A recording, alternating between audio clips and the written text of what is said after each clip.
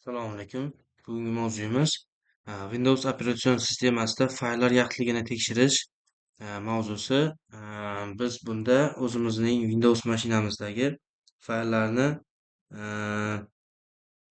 o'sha yaxlitligini yoki bo'lmasam o'shani tekshirib, uni qanchalik yaroqliligini ko'rib chiqamiz. Bo'lmasam boshladik. Birinchi navbatda biz e, ishlatishimiz kerak bo'lgan narsa e, command promptni administrator vazifasida ishga tushirib olamiz. Xo'sh, mana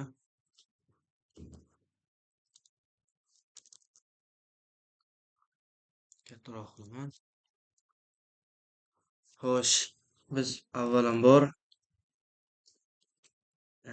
CFC ni ishga tushirib olishimiz kerak bo'ladi.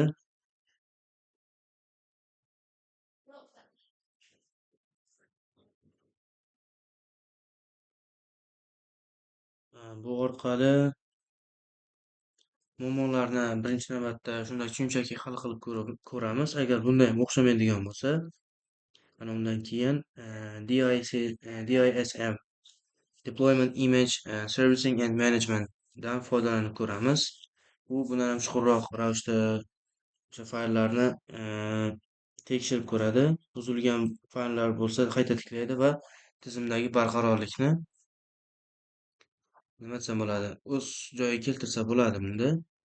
Bo'lmasam birinchi kodni yozib ko'ramiz. SFC scan nav tekshirib ko'ramiz.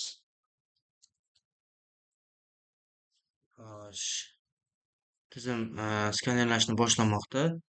Biz esa bu haqida biroz ma'lumotga berib boraman. Xo'p, tizim fayllarning yaxlitligini tekshirish vazifasi nimadan iborat va uning maqsadi nimadan iboratligi haqida gapiradigan bo'lsam, uning maqsadi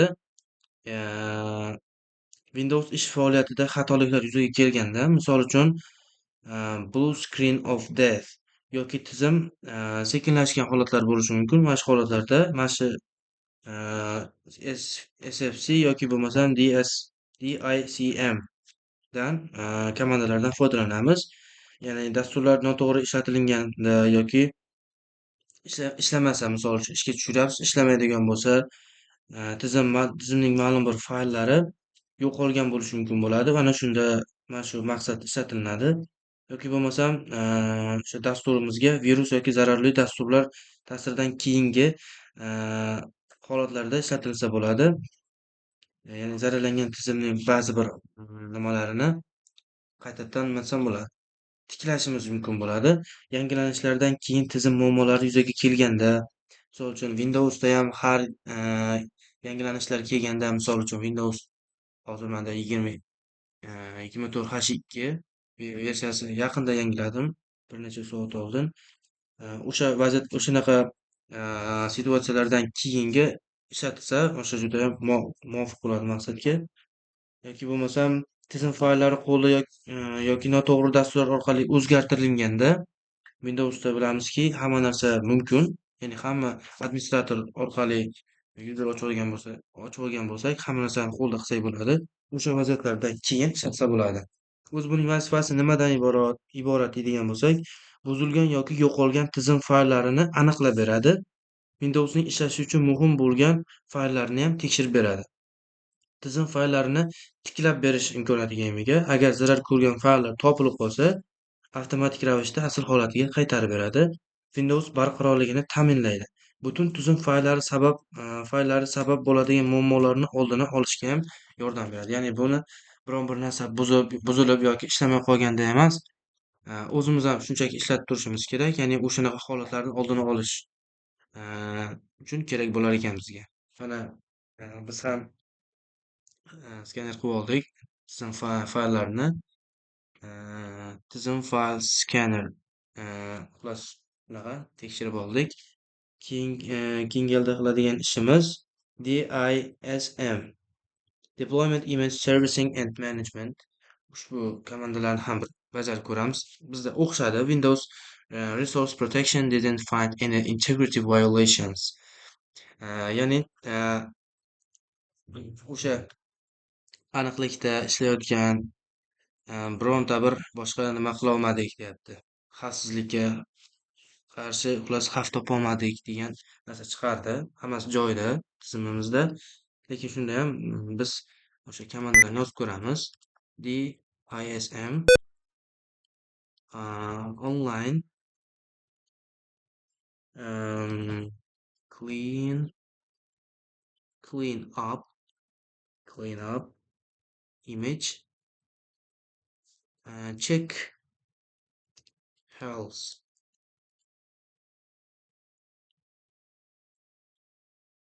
Hmm, bizning o'sha boshqarish va servis xizmat ko'rsatish qurilmasi versiyasi 10.0.26.100.36.24 versiyada ekan. Muvaffaqiyatli ravishda operatsiya bajarildi. Keyingi komandani ham bajarib ko'ramiz. Ya'ni DISM online clean up image scan health. Birinchi tekshirib oldik yuqoridagi kodda. Oxirgisiga e'tibor qiladigan bo'lsak, mana bu yerda check health, mana bu yerda scan health, ya'ni misol uchun menda hozir notebook kompyuterimizdagi Windows kompyuterimizdagi o'sha salomatligiga, ya'ni o'zining stabilniy ishlashiga ta'sir ko'rsatadigan qandaydir zararli dasturlar bo'ladigan bo'lsa, o'shani tepada tekshirib oldik. Yaxshi ishlayaptimi yo'qmi o'zining nimasi versiyalarini tekshirib oldik. Endi uni skanerlab ko'ramiz. Mana bo'lmasam boshladik. Xo'p,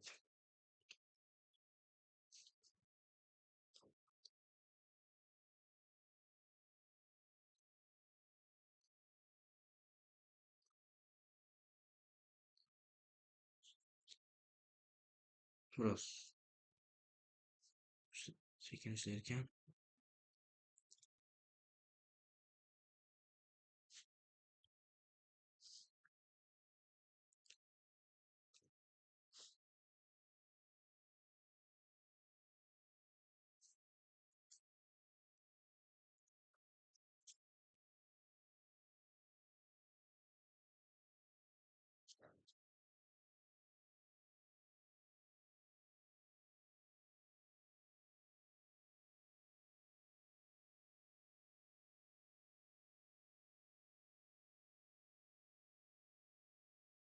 Hozirgi jarayonda bizda mavjud bo'lgan zarar topgan fayllarni tekshiryapti. Bundan keyin bajaradiganimiz esa o'sha topilgan fayllarni o'z holiga tiklash bo'ladi. Ushbu narsalarni tekshirib borish yuqorida check health komandasi bilan tugagan komandani ishlatish, ya'ni bu narsani bir haftada bir yoki bo'lmasam oyda 2 martami ishlatib oyda 1 marta ishlatib borish. Bu zarar topishi mumkin bo'lgan fayllarni o'sha zarardan oldini oladi. O'shaning uchun ham ishlatilar ekan. Faqat zarar topgandan keyin emas, oldin ham ishlatib borish maqsadga muvofiq bo'ladi. Ya'ni kompyuterimizning qotib ishlamasligiga yordam beradi. Mana biz tugatib oldik. Endi xuddi shuni topilgan o'sha zararli fayllarni o'z holiga qaytarish, ya'ni o'chib ketgan yoki zarar topgan, virus yuqqan va Defender tomonidan ishga tushmayotgan dasturlar yoki fayllarni o'z holiga qaytaramiz. Buning uchun biz DISM online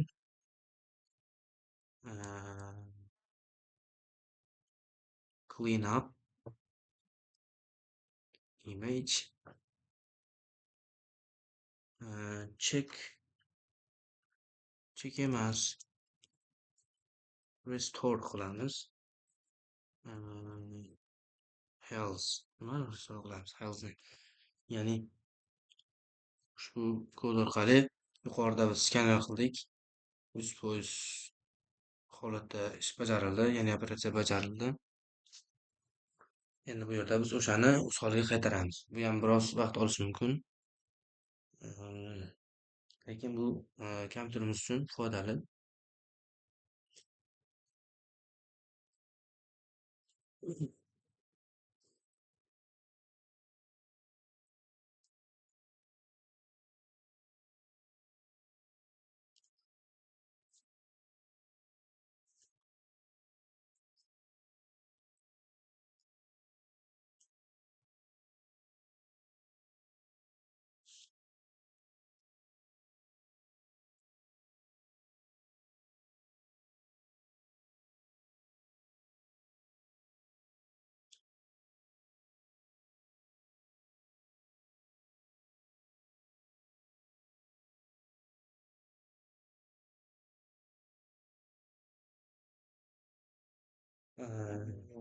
Bizda Blue Screen of Death, BSOD haqida gaplashib o'tdik. O'sha holatlarda ishlatilishi kerak edi. Blue Screen of Death, BSOD o'zi nima? Bu Windows operatsion tizimida jiddiy xatolik yuzaga kelganda paydo bo'ladigan ko'k ekranli xabar mavjud bo'ladi. Ushbu holat odatda tizim ishlashini to'xtatadi va kompyuter avtomatik ravishda qayta yuklanishi mumkin bo'ladi. Bu bilamizki hammamizga yoqmaydigan holatlardan biri, ya'ni maza qilib ishlayotganimizda, ya'ni kompyuter har doim ham ishlatilmaydi. Bizga kerak paytda ishlatamiz, bilamiz, yoki bo'lmasam smartfonimizdan foydalanamiz. Ya'ni o'zimiz uchun tig'iz paytda kompyuterimizni ochganimizda ushbu narsa paydo bo'ladigan bo'lsa, ya'ni tekshirmaganimizda paydo bo'ladigan bo'lsa, bilamizki hech birimizga yoqmaydi. Buni oldini olish uchun esa ushbu komandalardan foydalanib, oddiy hech qanday dastur yuklab olish shart emas. Oddiy command promptni administrator orqali ishga tushirib, yuqoridagi 3 ta kod yoki bo'lmasam eng yuqoridagi bir dona kod bilan a, ishlatish, ishlatib borish va qanchadir stabilniy vaqtlar oralig'ida bu kompyuterimizni stabilniy ishlashiga ham olib kelishi mumkin. BSOD paydo bo'lishiga sabablar mavjud bo'ladi. Turli sabablarga ko'ra yuzaga kelishi mumkin. Jumladan, misol uchun, tizim fayllarning buzilishi, muhim tizim fayllari yo'qolgan yoki shikastlangan bo'lganda ushbu ko'k ekranimizga chiqib qolishi mumkin. Dasturiy ta'minot muammolari bo'lishi mumkin. Noto'g'ri yoki zararli dasturlar operatsion tizimga zarar yetkazgan holatlarda yoki drayver xatoliklari bo'lishi mumkin. Qurilmalar uchun noto'g'ri yoki eskirgan drayverlar ishlatilsa, ya'ni bilamizki hammamiz ofitsialniy Windowsdan foydalanmaymiz. Agarda uni boshida o'rnatilgan Windowsda turmagan bo'lsa, ya'ni biz uni crack versiyalari, ya'ni kimdir sotib oladi va o'zi Play Store'ga qo'yib qo'ygan bo'ladi, Apple Store'ga qo'yib qo'ygan bo'ladi, yuklab olamiz. Unda qandaydir cracklar bo'ladi, bilamizki, qandaydir drayverlarda muammolar bo'ladi. Ana shunda ham o'rnatganimizda ham sodir bo'lishi mumkin ekan. Yoki bo'lmasam hardver nosozligi bo'lishi mumkin. RAMda yoki HDD, SSD o'sha disklar, qattiq disklarda yoki boshqa apparat komponentlarida ishlamay qoladigan holatlarda ushbu ekran, ko'k ekran chiqib qolishi mumkin. Yoki bo'lmasam overclocking, ishlash tezligini sun'iy ravishda oshirish tufayli tizim barqarorligi yo'qolgan bo'lsa, ushbu holatda ham chiqishi mumkin. Yoki bo'lmasam viruslar va zararli dasturlar yordamida, ya'ni ba'zi viruslar tizim yadrosiga zarar yetkazib, BSODni chaqirishi mumkin bo'ladi. U BSODning o'sha chiqishining mazmuni nimadan iborat, u nimaga chiqadi deydigan bo'lsak, quyidagicha aks etadi o'sha ko'k ekran. 3 ta 4 ta narsa bo'lishi mumkin bo'ladi. Ya'ni ular xatolik kodi bo'lishi mumkin. Misol uchun, critical protects died yoki bo'lmasam memory management, aytganimizdek o'sha ya'ni ba'zi bir proseslar ishdan chiqqan bo'lishi mumkin yoki bo'lmasam hardware qismida, ya'ni SSD yoki bo'lmasam RAMda o'rnatishda muammo bo'lsa, ushbu yozuvlar chiqishni boshlaydi. Critical process died, memory management. Xato sababini tushuntiruvchi mazmun chiqadi. Xullasda, nimadir muammo bo'lsa, shuni inglizchada mazmun chiqadi. O'sha yozuv chiqadi. Ko'k ekranli, o'shanda oq yozuvlar chiqadi. Yoki bo'lmasam QR kod chiqadi. Microsoft rasmiy sahifasiga havolaga yo'naltirilgan QR kod chiqadi. Uni qanday hal qilish mumkin deydigan bo'lsak, kompyuterni qayta yuklab, ya'ni o'zining rasmiy ofitsialniy versiyasiga yuklashimiz mumkin bo'ladi. Buni oddiy yo'li hisoblanadi. Tizim fayllarni tekshirib ko'rish mumkin. Buzilgan fayllarni tiklash yordamida muammoni hal qilish ham mumkin-da. So'nggi o'rnatilgan dasturlarni olib tashlash kerak. Ya'ni agar BSOD yangidan paydo bo'lsa, yaqinda paydo bo'lgan bo'lsa, oxirgi o'rnatilgan dasturlarni tekshirib ko'rish kerak bo'ladi. Drayverlarni yangilash yoki bo'lmasam tiklab ko'rish kerak. Eskirgan yoki noto'g'ri drayverlar muammosi keltirib chiqarishi mumkin ushbu BSODni. Xotirani yoki diskni tekshirib ko'rish kerak, RAMni. Nosozlikni aniqlash uchun maxsus vositalardan foydalanish mumkin. Xullas, xulosa qilib aytadigan bo'lsak, Blue Screen of Death, ya'ni BSOD Windows tizimida jiddiy muammolarning belgisi hisoblanadi. Asosan apparat yoki dasturiy ta'minot xatoliklaridan kelib chiqadi. Uni bartaraf etish uchun tizim fayllarini tekshirish bizdan talab qilinadi va drayverlarni yangilash va zararli dasturlarni yana bir bor tekshirib ko'rish biz uchun juda muhim hisoblanadi. Bu yerda judayam sekin ketyapti operatsiya. Mayli kutamiz. Kutishga harakat qilaman.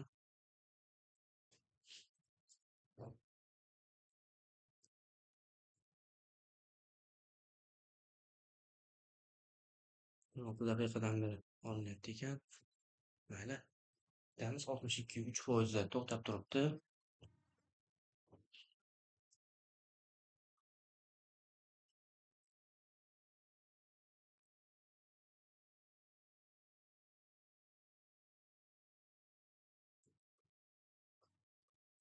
Sizning internetimiz bilan nima bo'lmayaptimikan?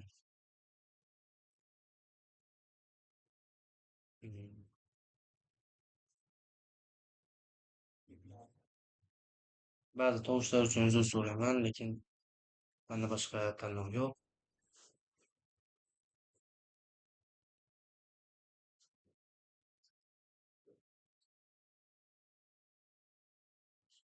Protsess judayam sekin davom etyapti. Lekin bilamizki, menda muammolar hal qilindi. Eng yuqoridagi birinchi komanda orqali muammolar hal qilinib bo'ldi. Lekin men ushbu mavzuni mukammal ravishda tushuntirishim uchun, ya'ni yuqoridagi kod ishlamaydigan holat ham bo'ladi. Agar zarar jiddiy ko'rilgan bo'lsa, ya'ni jiddiy dasturlar bilan bog'liq, ya'ni hardware bilan bog'liq bo'ladigan bo'lsa, yuqoridagi kod bilan hech nimani hal qilib bo'lmaydi. Bu komandalar o'shani hal qilishga yordam berishi mumkin. Yoki bo'lmasam, bunda ham hali bo'lmaydigan bo'lsa, ya'ni oddiy komanda bilan hardware qismini tuzatish juda nerealniy narsa, ya'ni unda xatolik tuzalmaydigan bo'lsa, belgi chiqadi. Xo'sh, unda keyin nima qilishimiz mumkin bo'lsa, RAM yoki boshqa SSDlar bilan bog'liq bo'ladigan bo'lsa, o'shani bir yangilab ko'rishingiz kerak. Windows tizimida buning imkoniyati bor.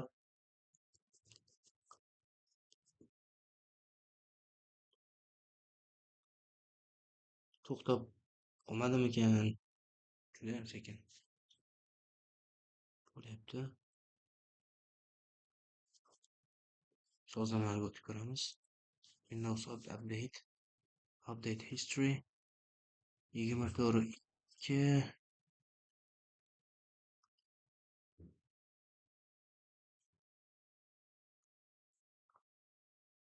Mana men yaqinda 4-kun, mana bugun 4-kun.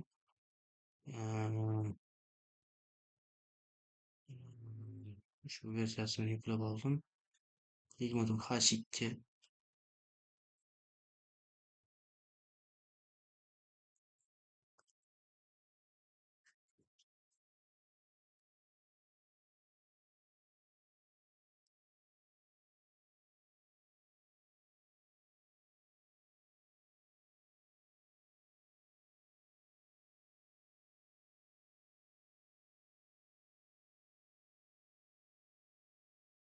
recovery ekan. Xo'sh, qayerda muammo bo'lishi mumkin bunchalar sekin ishlashi uchun?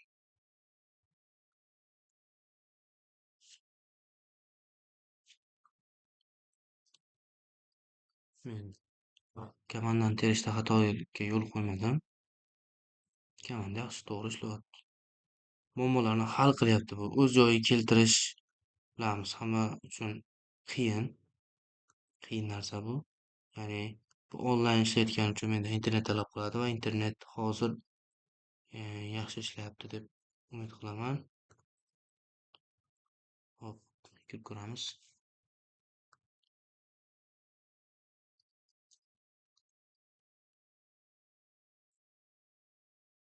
Ikki, to'rt, Wi-Fi 4 da ishlayapti ekan. Qismsiz tarmoq 8.2.11 ham bilamizki.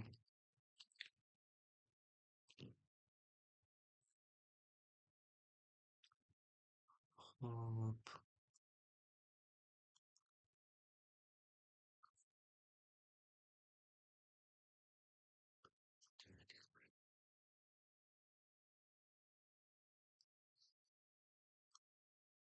Shortcuts.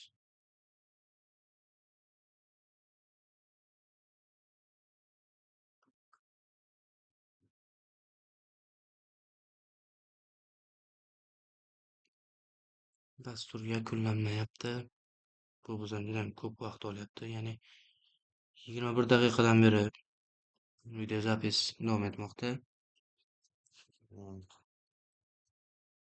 Buni o'zimning tizimimga yuklashim juda qiyin bo'ladi deb o'ylayman. Qanday yuklashni bilmayman. Link beraman, tamom. Qancha davom etsa davom etaversin.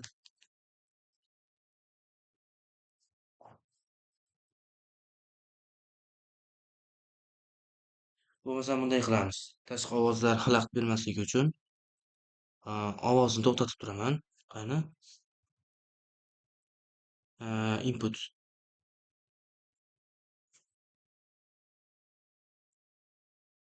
Ovoz bormaydi.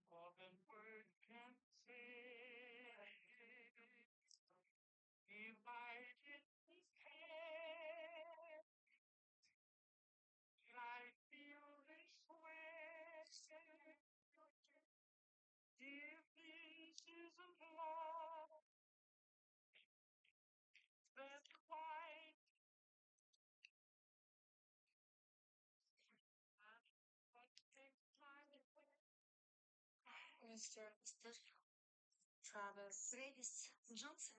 Он самый. 11 час. Так поздно мы обычно не заселяем. Я знаю. Извините.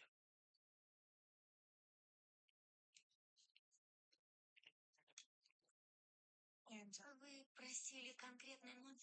214. Да, очень. Бывали у нас? Да, очень давно. С возвращением.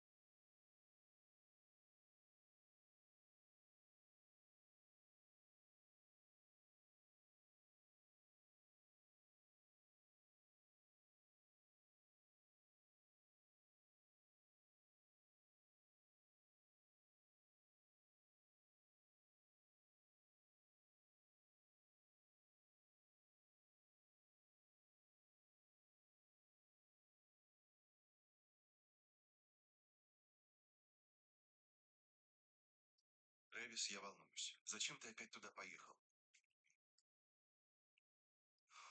Всего одна ночь, и все закончится. Этого не было. Ничего этого не было.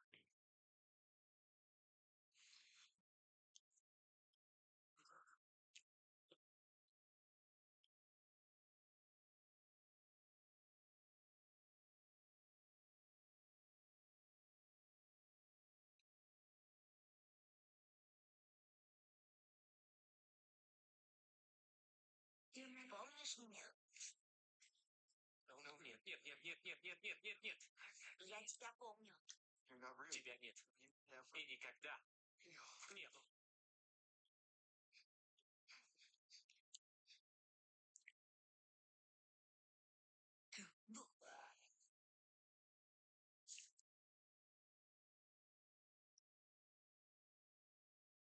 Естественно.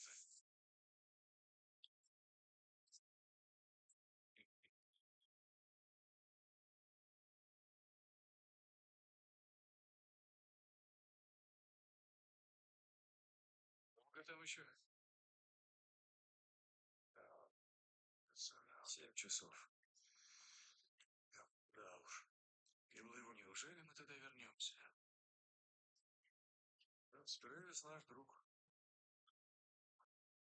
Я и не спорю, это все очень грустно. Перерезать себе горло бутылкой.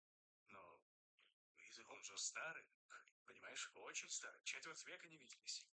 То есть мы пропускали похороны более близких людей. Сейчас другое дело. Все равно, нам сейчас нечего делать. Чак неизвестно где, Джек сидит в бункере и ждет команды Билли, а Касс просто взял и свалил. Он не объяснил? Hozir bitta ishni ko'raman. Да нет. Вы с ним точно? Videokartanishga tushib ko'raman. Значит, Касс в своем репертуаре. Ну да.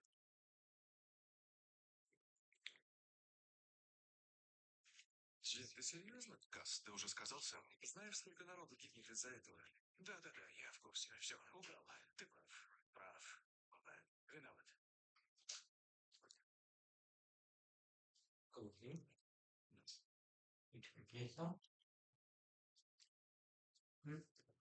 Yo'q, qo'lga bo'lmayapti. Ishlamayapti. Qayta to'xtab qoldi, yuz bo'lsin, kiymayman. Yana yuklamadim, chipid ekanini ham qo'yib qo'ymadim. Свиталина. Уж я-то точно сюда не стремился.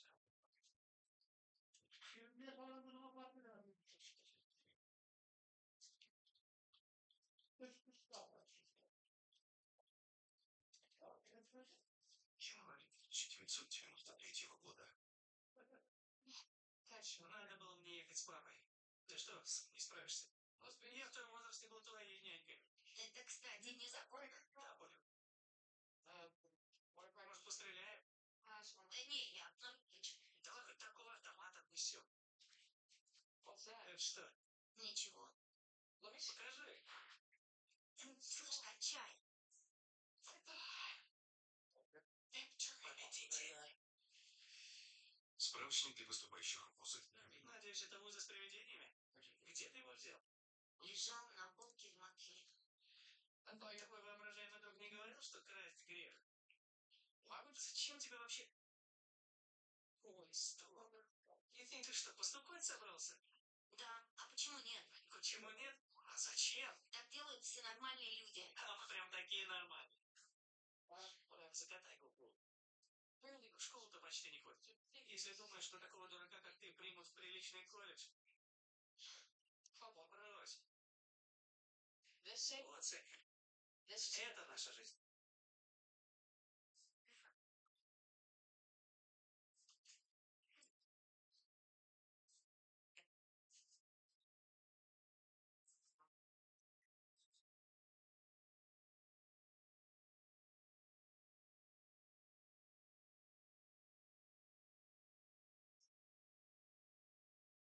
Qo'l qiluvchi ko'zog'i. O'xshamaydi.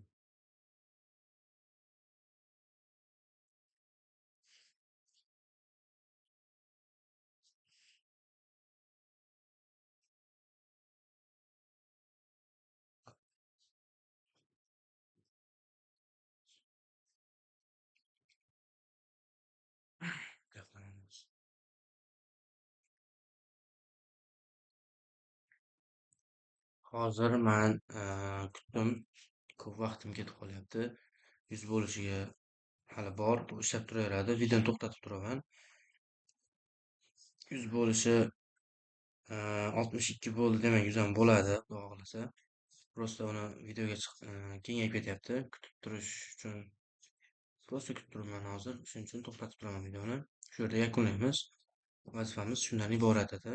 Ya'ni o'sha tizimimiz Windows operatsion tizimidagi zarar ko'rgan dastur yoki fayllarni tiklash, ularni tekshirish mavjudligini o'shalardan iborat edi. O'zlarini ko'rib chiqdik. Xudo xohlasa mana bu o'sha o'z holiga qaytarish edi bu ushbu kodimiz. Restore Health. Ushbu kod 62% yo'q 3%ga keldida bu yog'iga sekinlashib qoldi. Rosa kutdim, 10 daqiqadan oshiq kutdim. Buni yakunlaydi, buni yopmay turaman. Boshqa ishlarim ham bor edi, keyin buni yuklash ham bor. Shularni hisobga olganda hozir men buni to'xtataman. Shuning uchun kuzatganlar uchun rahmat.